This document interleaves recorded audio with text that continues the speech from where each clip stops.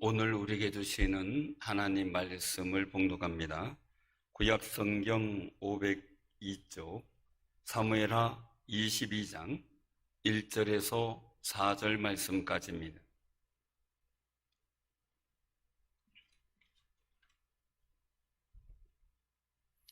사무엘하 22장 1절에서 4절 봉독해 드립니다. 여호와께서 다윗을 모든 원수의 손과 사울의 손에서 구원하신 그 날에 다윗이 이 노래의 말씀으로 여호와께 아뢰어 이르되 여호와는 나의 반석이시요 나의 요새시요 나를 위하여 나를 건지시는 자시요 내가 피할 나의 반석의 하나님이시요 나의 방패시요 나의 구원의 뿌리시요 나의 높은 망대시요 그에게 피할 나의 피난처시요 나의 구원자시라. 나를 폭력에서 구원하셨도다. 내가 찬송받으실 여호와께 아뢰리니 내 원수들에게서 구원을 받으리로다. 아멘. 오늘 이 말씀을 통해서 같이 우리가 하나님의 거룩한 뜻을 깨닫고자 합니다. 시원한 단비가 와서 기분이 참 좋습니다. 무엇보다 저보다도 기분 좋은 것은 식물이겠죠. 여러 가지 채소나 과일, 과수나 물 겁니다. 그런데 더 좋은 것은요, 세상이 왠지 맑아진 것 같은 기분이 들어서 그게 너무 좋았습니다. 오늘 본문 말씀의 배경은요, 하나님께서 다윗을 모든 원수들의 손과 사울의 손에서 구원하신 그날에 이렇게 말씀하고 있어요. 깨끗해졌다라는 거죠. 다윗 앞에서 그 모든 원수의 손이 이제는 다 사라져버린 상황, 이런 상황 속에서 하나님을 찬양하며 노래한 거죠. 다윗이 당한 어려움은 사울 왕이 자신을 죽이려고 한 것만이 아니었지요. 하나님께서는 그의 아들 압살롬의 반역이 있을 때도 도와주셨고요. 또 반란을 일으킨 세바의 손에서도 건져 주었습니다. 또한 블레셋의 거인족들로부터 다윗이 이길 수 있도록 해주셨고, 이제 거인족의 소생이 다 없어질 정도가 된 거지요. 그래서 다윗은 이처럼 자신을 보호해 주신 하나님을 향하여 노래하고 찬양합니다. 우리가 8.15 광복절을 보내면서 우리나라를 구원하시고 지켜주신 하나님을 찬양하며 기뻐했습니다. 오늘 다윗은 2절, 3절에서 분명하게 고백합니다. 하나님은 나의 반석입니다. 나의 요새입니다. 나를 건지시는 분입니다. 내가 피할 바위입니다. 나의 방패입니다. 하나님은 나의 구원의 뿌리십니다. 나의 높은 망대이십니다. 라고 고백을 해요. 그래서 하나님은 자신의 구원자이시기에 자신이 피할 수 있는 피난처라는 고백을 아낌없이 하는 거죠. 자신을 모든 폭력에서 구원하셨다는 것에 대해서 감사하고 있는 겁니다. 사랑하는 성도님들, 여러분들 돌이켜보면 하나님께서 역사하신 일이 얼마나 많습니까? 그것을 찾으면서 감사하는 귀한 삶이 되시기를 바랍니다. 여러분들, 저는 뉴스를 잘 안 보지만 요즘 얘기를 들어보니까 아프가니스탄에 대한 이야기, 이 아프가니스탄, 스탄이라는 말은 나라라는 말이에요. 아프가니스탄. 그래서 아프가니스탄은 나라인데 이 나라가 관심의 대상이 된 거죠. 이 아프가니스탄이라고 하는 나라는 중국, 이란, 파키스탄을 비롯한 6개국과 국경이 맞닿고 있는 나라예요. 참 복잡하겠죠. 중앙아시아와 남아시아, 이란과 중국을 잇는 통로며 문명의 교차로다라고 할 정도로 강대국이 많이 지나갔던 그런 땅입니다. 그래서 알렉산더 대왕, 대영 제국, 러시아, 그리고 또한 소련과 미국에 이르는 이 강대국이 주목할 만한 지정학적 위치가 된 거죠. 그런 의미에서 우리나라도 거의 비슷한 여건이라고 보면 될 겁니다. 그런데 놀라운 것은 이 아프가니스탄에서 미군이 철수하자마자 너무 빨리 모든 곳곳이 지역이 탈레반 수중으로 넘어가게 되었다는 사실에 대해서 세계가 많이 놀라고 있는 그런 뉴스를 접했습니다. 20년 만에 탈레반 치하가 되면서 이제는 아프가니스탄의 여성과 어린 아이들 같이 사회적 약자들에게 어떤 모진 미래가 펼쳐질지 걱정하는 말들이 많이 실려 있습니다. 더 중요한 것은요, 거기서 이슬람에서 이제 예수 그리스도를 믿고 천국의 소망을 가진 기독교인들에 대한 안전 보장이 없다는 것이 안타까운 현실이 되었지요. 언제 테러를 당해 죽을지 모르는 상황이라 두려움에 쌓여 있는 상황입니다.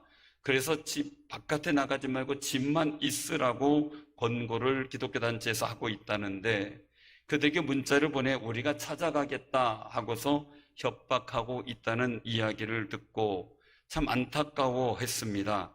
우리도 그를 위해 기도해 주시길 바랍니다. 정말 우리가 모르는 사람들이지만 같이 하나님의 백성이 고난받고 있는 그때에 우리도 위하여 기도할 때 하나님의 거룩한 은혜가 우리에게도 임할 줄로 믿습니다. 어떤 언론들 또 평론가들이 미군이 떠났을 경우 어떤 결과가 초래되는지를 잘 보여주는 사례다라고 말을 했어요. 이 아프가니스탄의 경우 미국과 연합군이 나토에서 100조에 달하는 군사 원조를 해주었다 그래요. 근데 그럼에도 불구하고 준비되지 못한 거죠. 계속 미국이 있을 줄로 생각을 했던 거죠. 그래서 그런 얘기를 합니다. 한반도에서도 주한미군이 철수할 경우 우리도 아프가니스탄 같은 경우를 당하게 될 것이라는 우려 섞인 말들도 많이 나왔습니다. 그런데 우리는 이미 6.25 사변을 겪으면서 미군이 우리나라를 철수했을 경우 나라가 전쟁터가 된다는 사실을 뼈저리게 느꼈습니다. 또한 옆에 베트남을 통해서도 보았습니다. 현재 우리나라가 군사력이 막강하다고 할지라도 북한의 핵무기를 당할 수는 없겠지요.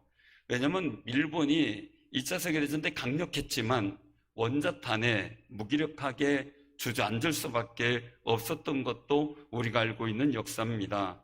우리는 핵무기도 없고 핵무기 방어 시스템도 없는 상황입니다. 그나마 있는 세계적 수준의 원자력 기술까지 해체되어져 가고 있는 상황이 되었습니다. 이런 상황에서 우리나라의 살아갈 길은 어떤 것인가, 정말 나라를 위해 간절하게 기도할 수 있어야 합니다. 사실 이 국제 정세를 보면요, 미군이 아프가니스탄에서 철수하면 가장 큰 피해를 입는 나라가 누굴까라는 그 일들이 나왔더라고요. 그래서 한번 쭉 살펴봤더니 그 가장 큰 피해를 입을 국가가 중국이라는 겁니다. 그동안 미군이 아프가니스탄에 있어서 중국이 편안하게 경제적 성장을 이룰 수 있었다는 거죠. 이유가 아프가니스탄 북동부에 좁고 긴 골짜기 지형이 있는데 와한회랑이라고 하는 천의 요새가 있어요. 거기에 붙어 있는 게 이 중국의 신장 위구르 지역이에요. 아마 위구르 자치구는 많이 들었을 거예요. 거기에서 테러나 독립전쟁이 자행돼서 결국은 중국의 인권 탄압이 강제적으로 자행되어서 우리에게 알려져 있는 도시이기도 해요. 그런 지역이기도 하죠. 이 지역에 있는 위구르족은 이슬람을 믿으며 또한 탈레반과 같은 종파인 수니파 이슬람이라고 이야기를 해요. 그래서 중국 정부는 이 이슬람을 없애기 위해서 공산당 정책에 의하여 이슬람 사원을 화장실로 만들어 버렸던 거예요. 그러니까 그들의 반감과 분노가 컸겠죠. 이제 미군이 철수한 상황에서 극단 이슬람주의 세력인 아프가니스탄의 탈레반이 중국 위구르 지역을 이제 지원해서 거기서 또 다른 일을 벌일 거라고 예상들을 하고 있는 겁니다. 그러면 앞으로 중국 내 테러가 빈발하게 되고 독립운동이 이 티벳이나 위구르 지역에 나타날 거기 때문에 굉장히 중국은 곤란해질 상황이라고 이야기를 하죠. 중국은 그동안 미군이 아프가니스탄에 주둔하고 있다가 빨리 철수하라고 비난을 많이 했습니다. 그런데 이번엔 미군이 철수하자 왜 철수를 하느냐고, 책임감 없는 행동이라고, 아프가니스탄에서 철수하면 안 된다고 다시 열을 올리면서 얘기하고 있다는 사실이죠.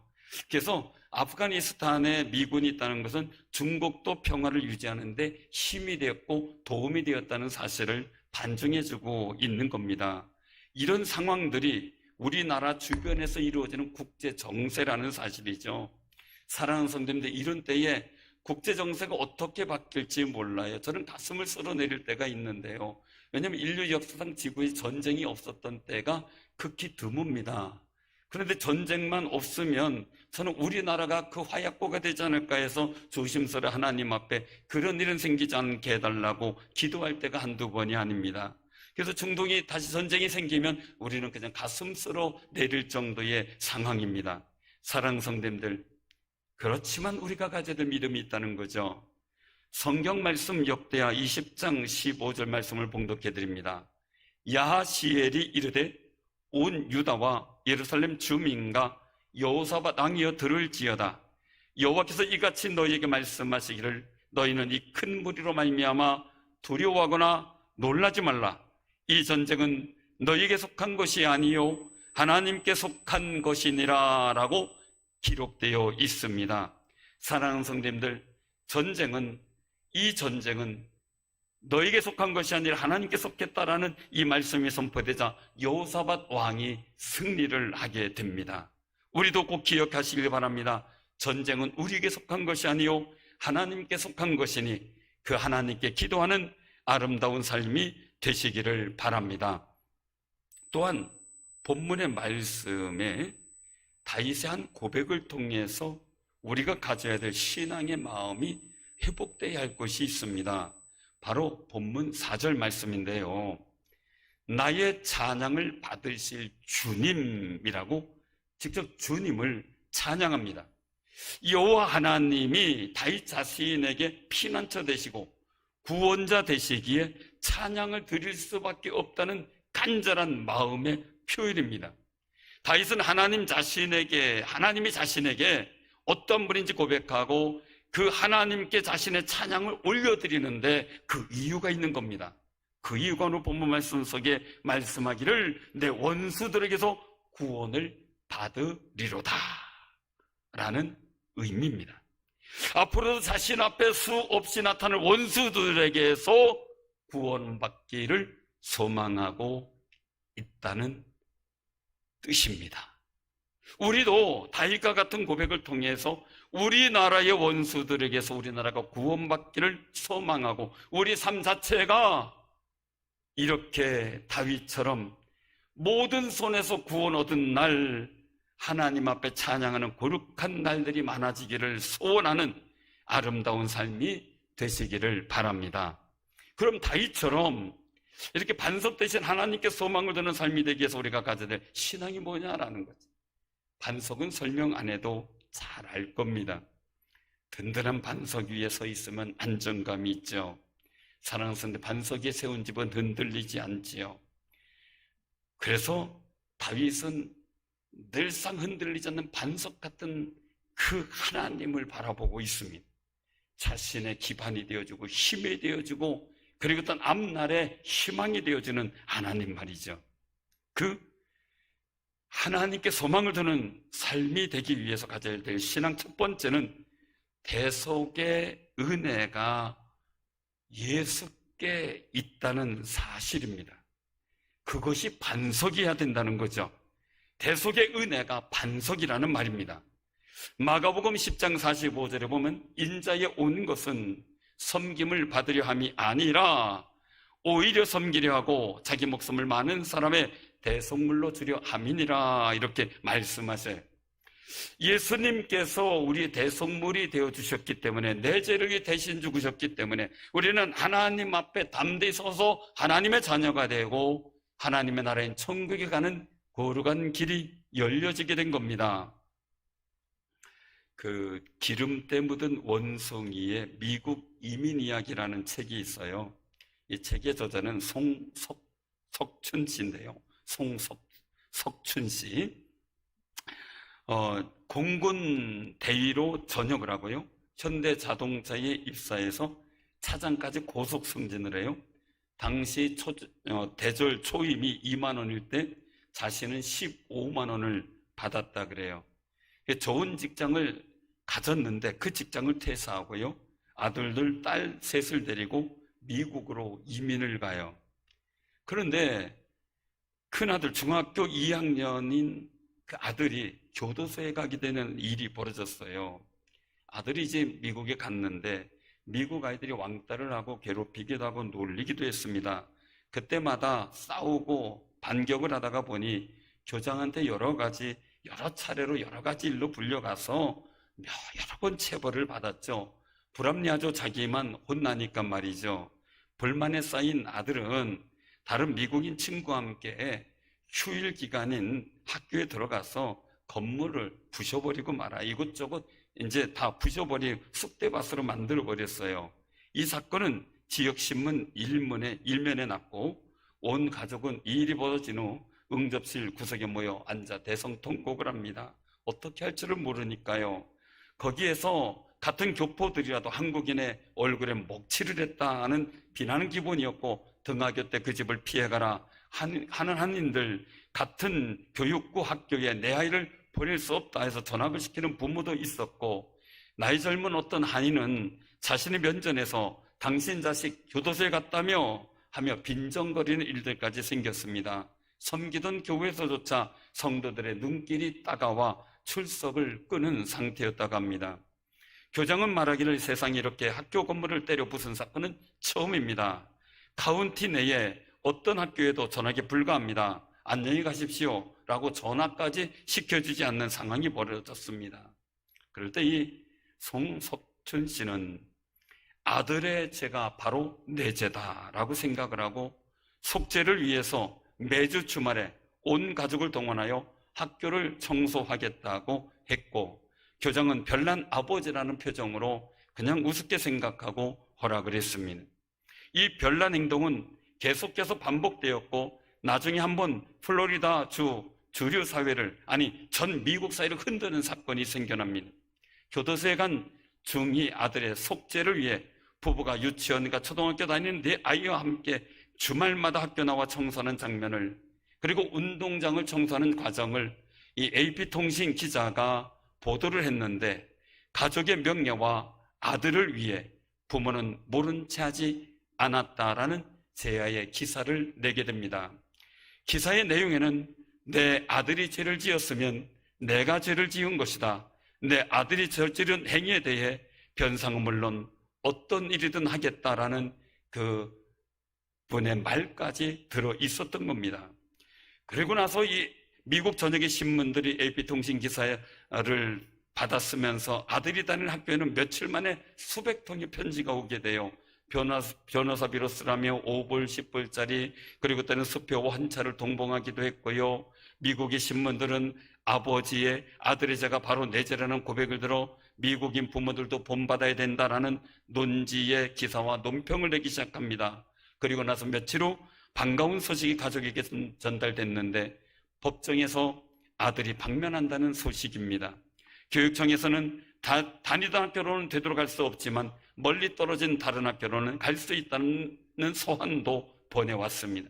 그 후 말썽꾼이던 아들은 센트럴 플로리다 대학교 학사와 플로리다텍 석사 학위를 받은 후 미 우주항공국 산하 방산업체에 근무하며 고위 우주선 탑재 전문가가 됩니다.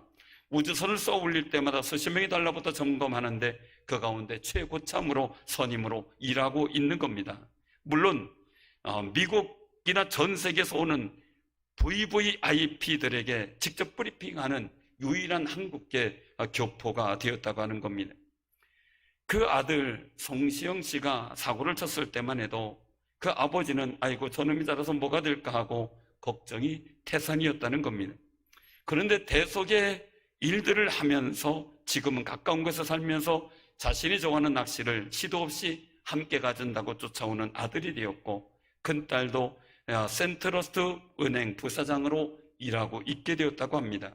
한 아버지의 대속의 노력으로 사고뭉치 아들이 새로운 삶을 살게 된 아름다운 가정사 이야기가 기록되어 있습니다. 사랑하는 성도님들, 한 가정도 그렇고 한 사람도 그렇고 나라도 그렇고 세상은 누군가를 위해 대속을 해주지 않으면 안 된다는 사실입니다. 오직 예수님의 이름을 의지하는 우리를 하나님은 용서해 주십니다. 왜냐하면 예수님께서 우리의 대속제물이 되셔서 반석이 되셨기 때문입니다. 우리의 대속물이 되신 예수님을 믿고 사는 것이 반석에 구하는 아름다운 신앙의 삶이 되는 겁니다. 다윗은 시편 130편 4절에서 고백을 했습니다. 그러나 사유하심이 주께 있음은 주를 경외하게 하심이니이다 하며 자신이 지은 죄의 허물 그리고 어떤 죄를 깨닫고 하나님 앞에 탄원하며 부르짖습니다. 그래서 이 다윗은 용서하시는 하나님을 바라보며 그 하나님이 자신의 반석된 것을 고백하며 나아갔던 겁니다. 그래서 사울이 자기를 괴롭혀도 깨끗하게 용서할 수 있는 관용의 모습이 생겨나게 된 겁니다. 미가 7장 18절에서도 말씀합니다. 주와 같은 신이 어디 있으리까? 주께서는 죄악과 그 기업에 남은 자의 허물을 사유하시며 인애를 기뻐하심으로 진내를 오래 품지 아니하시나이다. 사랑하는 성도님들, 바로 하나님께서 나를 용서하시는 것, 예수님께서 나의 대속제물이 되었다는 것, 그것이 우리의 반석인 줄로 믿음으로 확신하시기를 바랍니다. 여기 우리 느헤미야를 보게 돼요. 느헤미야서 전체를 보게 되면 그 내용들이 쭉 나오는데, 느헤미야는 이제 자신은 노예와 비슷한 처지에 있는 상황입니다. 그런데 예루살렘에 사는 이스라엘 민족이 환난과 어려움을 당하고 있다는 소식, 그리고 주변에서 약탈을 당하고 있다는 그 소식 때문에 가슴 아파합니다. 그리고 식음을 전폐하며 눈물로 그런 민족의 죄, 조상의 죄를 용서해달라고, 그리고 자신의 죄를 용서해달라고 하나님께 탄원하며 기도합니다. 그 기도를 들으신 하나님은 느헤미야를 이락 왕의 술관은 오늘날 비서실장이나 경호실장격 같은 위치에 올려놓으시더니 느헤미야를 예루살렘 총독으로 가도록 인도하셨습니다. 그리고 느헤미야에 의해서 예루살렘 성이 복구되고 이스라엘 민족의 삶이 아름답게 회복되어지는 역사가 나타나게 된 겁니다. 우리가 할 수 있는 일은 반석이신 예수님의 이름을 믿고 이 나라 이 민족의 죄사함을 위하여 기도하는 일입니다. 또한 우리나라만이 아니라 교회와 산업 그리고 가정의 그 속에서 정말 하나님의 은혜를 바란다면 반석이신 예수님의 이름을 따라서 우리가 대속의 역할을 하는 아름다운 삶이 되시기를 바랍니다. 그때 하나님의 거룩한 은혜가 여러분들의 삶의 현장에 이루어질 줄로 믿습니다. 두 번째는요, 반석을 만난 다윗에게 분명한 변화가 있었다는 사실입니다. 다윗이 고백하는 것은 하나님 자신에게 어떠한 분이신지를 말하고 있는 겁니다. 그래서 3절에 보면 나의 하나님은 나의 피할 반석이다라고 선포합니다. 다른 사람이 어떤 분으로 어떻게 얘기하는지 어떻게 믿는지가 중요한 것이 아니라 다윗 자신에게 하나님이 참으로 피할 바위가 되시며 구원자 되신다는 분명한 확신을 고백하는 겁니다. 사랑하는 성도님들, 우리도 세상이 어쨌든 간에 우리가 가진 믿음의 고백만큼은 분명하게 고백하며 살아가는 귀한 삶이 되시길 바랍니다. 근데 이 고백의 마음은 사울왕 앞에서도 했었고 블레셋의 거인 장군 골리앗 앞에서도 했습니다.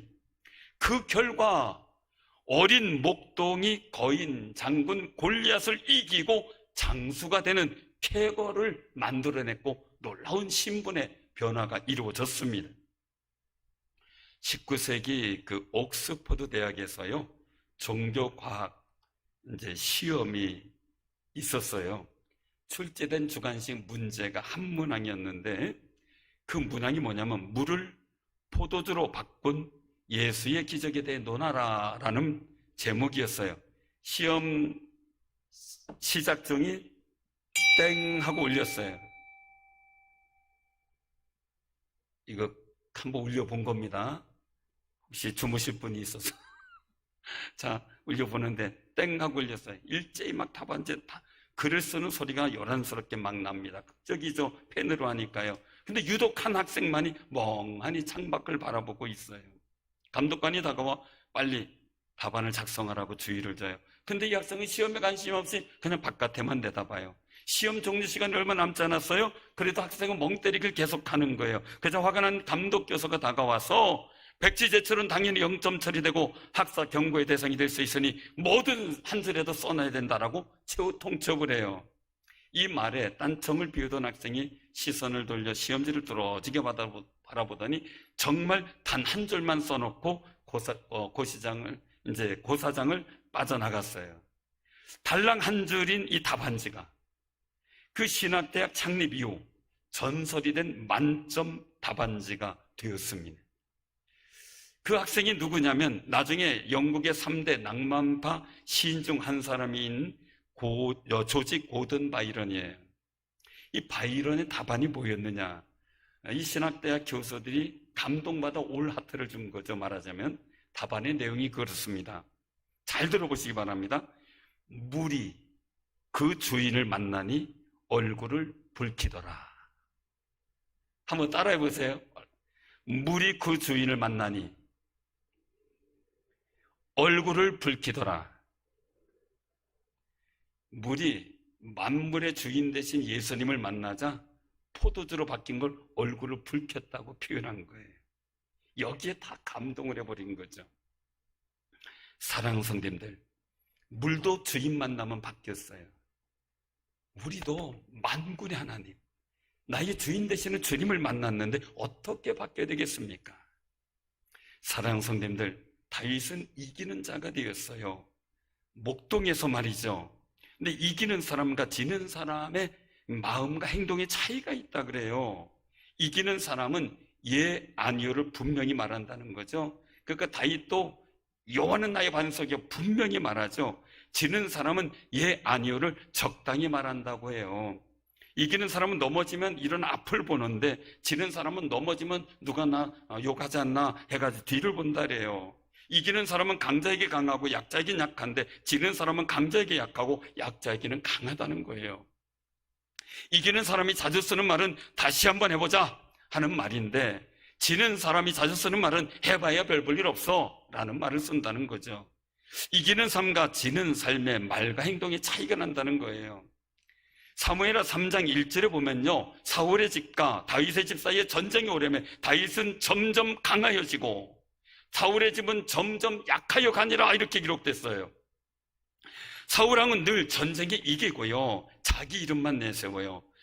정말 전쟁에 이기게 하신 하나님의 도움에 대한 고백이 없어요. 사무엘상 15장 12절에도 보면요, 아말렉과의 전쟁에서 이긴 후 사울이 갈멜에 자기를 위하여 기념비만 딱 세우고요, 하나님께 대해서는 아무것도 안 해요. 그런데 다윗은 어떤 순간 상황에도 하나님의 도우심을 감사하고 하나님을 찬양해요. 그 감사와 찬양을 받으시는 다윗은 어디로 가든지 하나님이 함께 하셨고 승리하게 하셨고 보호해 주셨어요.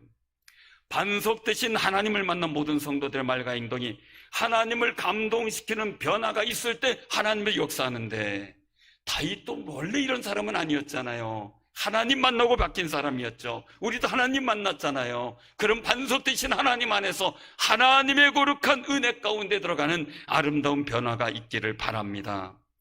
우리의 변화는요, 하나님께 감동을 드리는 예배와 기도 그리고 찬양으로 나타나는 거예요.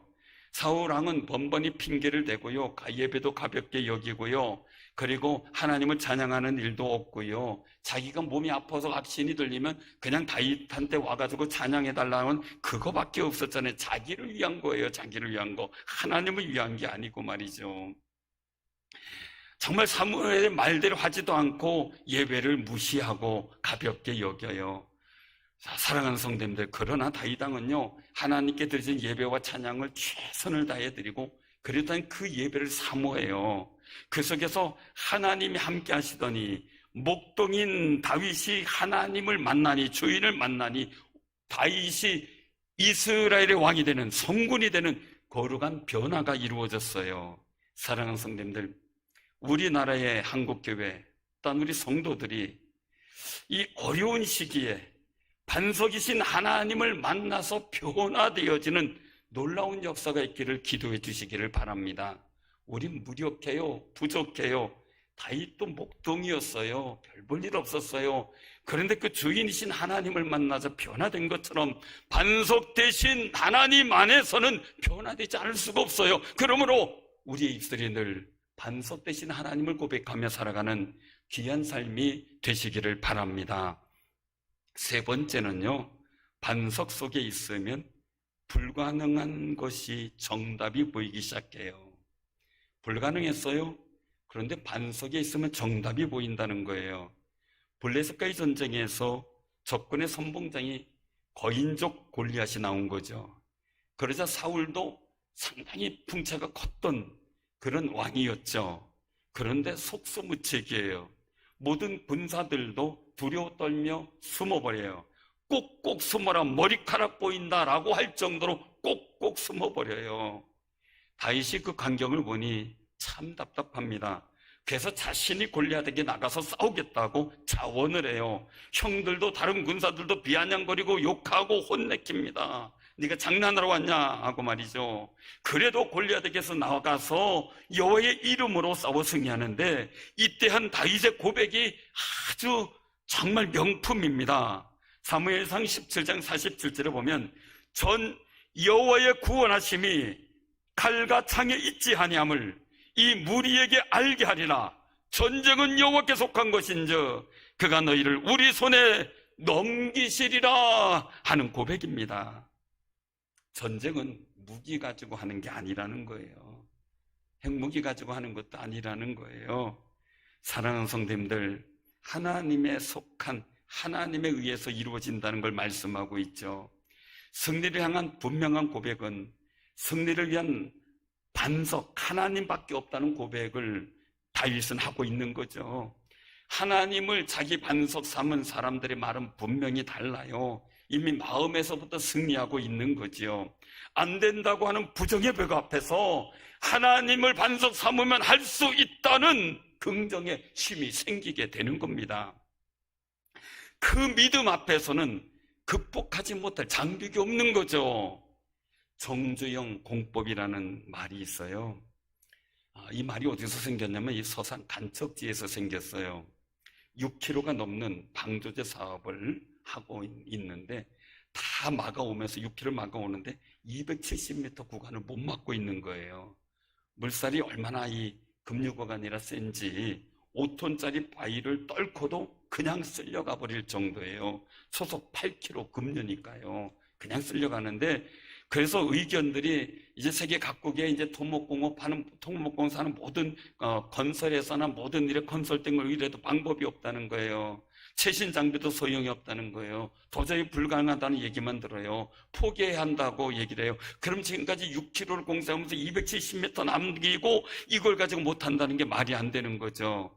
그리고 해보자는 말은 한마디도 없고 포기하자는 의견이 다수였던 거죠. 전부가 다요. 온통 불가능하다는 거예요. 이때 정주영 회장이 한마디 말을 했다 그래요. 임자, 해보기는 했어? 임자라는 말이 이제 누굴 지칭해서 말할 때 그렇게 옛날에 썼던 사투리죠. 그러면서 이 마의 270m 구간에 유조선을 침몰시켜 유속을 줄이자고 제안을 해요. 그런데 회장님, 그게 검증된 바가 없습니다 라고 반응이 시큰둥해요. 정주영 회장이 다시 말했다 그래요. 임자, 해봤어? 학교에서 배운 이름만 가지고 공사를 다 할 수 있겠나? 즉시 유조선을 가라앉힐 수 있는 방법을 찾아봐 하고 1984년 2월 24일 길이 322m 되는 폐유조선 워터베이호로 방조제 틈을 메꾸는데 성공을 해요. 세계가 깜짝 놀랐다래요. 그래서 이 공법이 정주영 공법이다라는 말이 탄생이 돼요. 원래 계획된 공기를 1년 반이나 단축시켰고요. 공사비도 280억, 그 당시 280억이니까 엄청난 거죠. 그리고 뉴스위크 뉴욕타임즈에 소개된 정주영 공법이 소개되자요, 전 세계 주문이 쇄도했다 그래요. 안 된다, 어렵다는 말인, 어쩌면 굉장히 쉬운 말이에요. 단순한 말이죠. 해보지 않은 일을 학문적 지식이나 현재로서 경험에만 의존해서 상황을 합리화하기 때문에요. 쉬운 말이에요. 그런데 중요한 것은 그 말들로는 달라질 게 아무것도 없다는 거죠. 달라질 게. 그들에게 정주영 회장이 말했어요. 아이디어를 내고 실험해 볼 생각은 없이 책에서만 답을 잡고 권위에만 의존하면 창의가 죽는다. 창의력이 죽으면 변화도 없다. 라는 말을 했다 그래요. 이런 의식은 지금도 현대를 살아가고 있는 우리에게 꼭 필요한 의식이에요. 신앙이 없는 사람도 거봐 되잖아 해보는 거야 라고 살아가면서 현대라는 이름을 남겼어요. 그런데요, 하나님을 반석 삼은 우리가 성경 말씀을 믿고 여러분들의 살아가는 현장을 바라보고 살아간다면 불가능한 것이 가능하게 보일 것이고요, 우리가 내가 할 수 없는 더 큰 믿음의 일들을 감당할 수 있는, 목동이 골리앗을 죽이는 것처럼 말이죠, 한 나라의 왕이 되는 것처럼 말이죠, 더 큰 일을 하게 될 수 있는 놀라운 비전의 길이 열릴 수 있다는 기대감을 우리가 가져야 한다는 겁니다. 사랑하는 성도님들, 반석 속에 있으면 불가능한 상황이라 할지라도 정답을 볼 수 있는 지혜가 떠올라요. 여러분들의 마음에 내가 정말 지금 답답하고 암울한 상황입니까? 정말 반석 대신 하나님, 예수님을 고백하면서 성경 말씀을 믿으며 그 속에서 한번 성경 말씀을 조용히 내 마음의 믿음으로 고백해 보시기를 바랍니다. 그러면 여러분들 삶의 자리에 하나님께서 보여주신 피할 길이 보여지기 시작할 겁니다. 그 은혜가 이 시기에 당한 여러분들의 마음에, 또한 우리나라에 그 역사가 있기를 소원합니다. 사랑하는 성도님들, 우리나라가 여러 가지로 불가능한 일, 한강의 기적을 일으킨 민족이에요. 그것은 우리의 노력보다는 하나님의 은혜였다라고 고백하는 것이 교회사 속에서 보여지는 아름다운 모습이에요. 우리도 다윗과 같이 하나님은 나의 반석이라는 고백을 하면서 사시기를 바라고, 또 여러분들의 삶의 자리에 원수에게서 구원받기를 소망하는 일들이 이루어지고 우리나라도 원수들에게서 구원받는 놀라운 역사가 앞으로도 우리나라에게 있어지기를 소망하는 아름다운 기도회가 쉬지 않기를 바랍니다. 그러기 위해서는 우리가 꼭 기억해야 됩니다. 대속의 은혜가 반석입니다. 반석을 만난 다윗에겐 분명한 변화가 있었던 우리도 말씀 속에 변화가 될 겁니다. 세 번째는요, 반석 속에 있으면 불가능한 것이 가능한 정답이 보이게 됩니다. 여러분들에게 그런 놀라운 역사가 있어지기를 주님의 이름으로 축원합니다. 아멘.